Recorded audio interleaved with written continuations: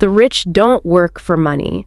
It's about not letting fear and greed dictate your financial choices. What Kiyosaki's rich dad called avoiding the rat race, where your life is just controlled by those two emotions, fear of not having enough, greed for wanting more, leading people to work incredibly hard for money, but without truly understanding what they're working for or how to make money work for them.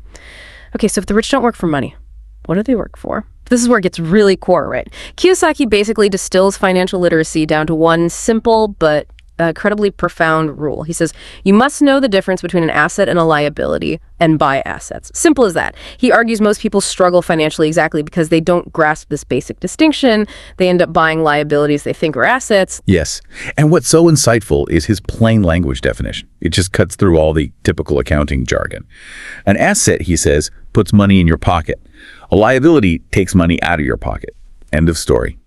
He's actually quite critical of traditional accounting definitions, thinks they're confusing for the average person. He argues that the numbers, combined with understanding cash flow, where the money is actually going, tells the real story, not just, static balances on a sheet. And he shows this so clearly with those cash flow patterns. For the poor, a job salary comes in and boom, it's almost immediately gone. Taxes, rent, food, transport, out it goes. Then the middle class, okay, their income often increases, but so do their expenses. Especially liabilities, bigger mortgages, car payments, credit card debt. It keeps them sort of tethered to their jobs, right? Exactly. But the rich, they focus on something different. Accumulating income-generating assets. Think rental properties, stocks that pay dividends, owning businesses, maybe notes where someone owes you money with interest, or even intellectual property, like patents or book royalties.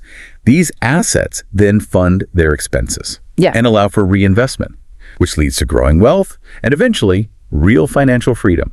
The money flows in. That's a huge difference. But then there's a big one, the one that always gets people talking. Why does Kiyosaki often say a house is a liability, not an asset? He argues pretty strongly that if your house is your largest investment, you're in trouble.